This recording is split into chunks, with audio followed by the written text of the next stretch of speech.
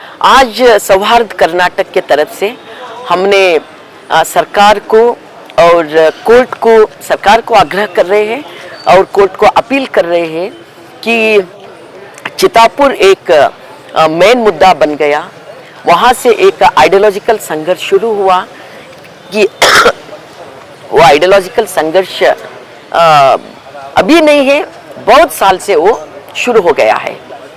12th century में Basavanna and शरणास सूफी संतों का बहुत सारे लोग ऐसा, बुद्धा बसवा अंबेडकर पेरियार, बहुत सारे लोग ऐसा लोगों के हित के बारे में, इक्वालिटी के बारे में, समानता के बारे में, जो समानता के खिलाफ है, जो लोगों का हित के खिलाफ है, जो लोगों में धर्म का नाम लेकर, भक्ति का नाम लेकर डिवाइड करते हैं, लोगों में जहर फैलाते हैं, लोगों के मन में दिल में जहर फैलाते हैं, उसका खिलाफ करके, उसका विरोध करके कि ह्यूमैनिटी, मानवीयता और सभी लोग एकजुट रहना, साथ में रहना, सेकुलरिज्म, इसके बारे में एक आइडियोलॉजी हमारे सामने रखे हैं और वो दोनों आइडियोलॉजी के बीच में संघर्ष तो जारी है। अब इस समय पूरे देश में हमारे कर्नाटक और कर्नाटक में हैदराबाद कर्नाटक मतलब कल्याण कर्नाटक में गुलबर्गा में जो बुद्ध का जगह है, बुद्ध का सिद्धांत का जगह है कि वो सन्नति है, वो है चितापुर तालुका में। वो चितापुर तालुका से अब फिर संघर्ष शुरू हुआ है कि कर्नाटक के मिनिस्टर प्रियंक खरगे जी ने विदाउट परमिशन पथ संचलन नहीं करना, ये बात कहा है। उससे शुरू हो गया डिस्कशन कि इससे पहला बीजेपी का सीएम थे, उस समय भी सर्कुलर आया है और अभी फिर वो क्या है रिन्यूअल जैसा अभी परमिशन लेना है, वो एक सर्कुलर आया है, तो इम्प्लीमेंट करना सबका जिम्मेदारी बनती है। क्यों आरएसएस के ऊपर ऐसा डिस्कशन हो रही बोले तो आरएसएस का हिस्ट्री है।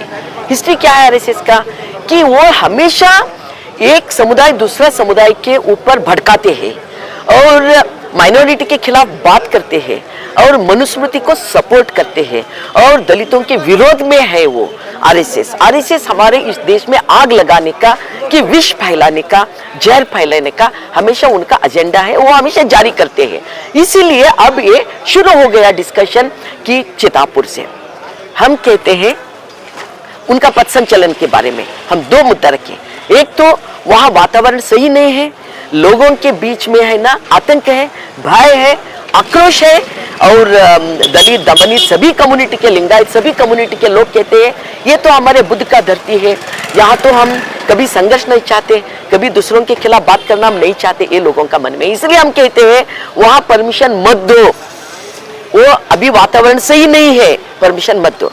क्या डेमोक्रेसी में कोई पथ संचलन वो नहीं करना, क्या इसका विरोध करना सही है क्या, ये भी प्रश्न उठता है। हम कहते हैं ये तो डेमोक्रेसी है, ठीक है पथ संचलन करो, प्रोग्राम करो, क्या भी करो, मगर हमारे संविधान के दायरे के अंदर करो। संविधान क्या कहता है वो करो, संविधान के खिलाफ, भारत के खिलाफ कभी नहीं करना।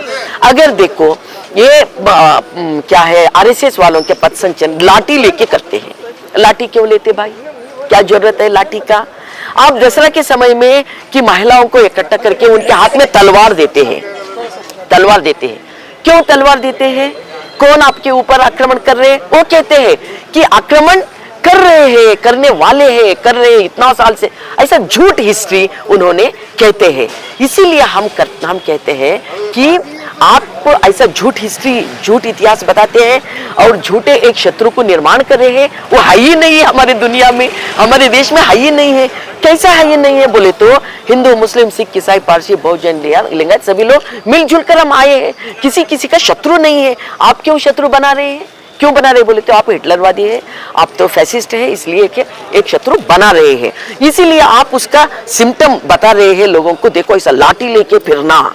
लाठी का क्या काम है पथ संचलन में। अगर आप शांति चाहते तो लाठी फेंको, अगर आप संविधान को इज्जत करते हैं लाठी फेंको, अगर आप इस देश में सभी लोग मिलजुल के रहना चाहते हैं तो लाठी फेंको। लाठी क्यों लेके जाते हैं, लाठी फेंको। और हम कोर्ट को भी और सरकार को भी आग्रह कर रहे हैं, कोर्ट को विनती कर रहे हैं, देखो विदाउट लाठी अगर फ्यूचर में उन्हें परमिशन डाले, परमिशन लेके पथ संचलन करने वाले हैं तो विदाउट लाठी करना। मालूम हो गया। वो कहते नहीं नहीं नहीं, लाठी से क्या है, लाठी पुलिस के हाथ में क्यों देते, पूजा करने के लिए देते हैं क्या लाठी? लाठी तो मारने के लिए देते हैं। तो इसलिए लाठी भी एक अपायकारी आयुध है, इसलिए विदाउट लाठी देना। दूसरा बात क्या है, भारत में तिरंगा झंडा 4 कलर है, उसमें वो झंडा लेके करो ना, लोग क्यों विरोध करते हैं? और आप संविधान, हमारे कॉन्स्टिट्यूशन, हमारे संविधान बड़ा है, मनुस्मृति नहीं है, धिक्कार मनुस्मृति बोलो ना। महात्मा गांधी जी को जो मारे हैं नाथूराम गोडसे, उनको धिक्कार बोलो ना।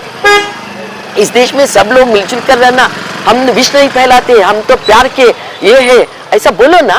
तो ये अगर बोलते तो परमिशन दे दो, ये अगर नहीं बोलते, भड़काते, मुस्लिमों के खिलाफ, महिला के खिलाफ, दलितों के खिलाफ, देखो प्रभाकर कल्लड़ का दक्षिण कन्नड़ जिला में मुस्लिम महिलाओं के खिलाफ कितना गंदा बात कर रहे हैं। हम जनवादी महिला संगठन से उनके ऊपर केस करे हैं, हम कंप्लेंट दिए हैं, उनके ऊपर एफआईआर हो गया है। हम भी, उनको भी अगर पथ संचलन के समय में बोलना, आरएसएस वालों को द्वेष भाषण नहीं करना, लाठी नहीं लेना, दसरा के समय महिलाओं के हाथ में तलवार नहीं देना, ये स्वामी गिमी लोग हैं, उनके आरएसएस वालों का बात सुनकर, उनको कई सभी स्वामी नहीं है, सभी मठाधीश नहीं है, मेरे बात अच्छे सुनना, सभी स्वामी नहीं है, ये जो बोले ना उनको बोल रहे मैं कि विद्यार्थियों के हाथ में है ना त्रिशूल दे दो। ये अफजलपुर के एक स्वामी बोले क्या नहीं बोले, उस समय आरएसएस वाले खंडन करे क्या नहीं करे। तो इसलिए हम आज 2 मुद्दा रखे, एक तो परमिशन मत दो, वातावरण वहां सही नहीं है। दूसरा बात है कि उनके हाथ में लाठी नहीं रहना, विदाउट लाठी अगर परमिशन कभी देना पड़ता तो विदाउट लाठी उन्हें करना।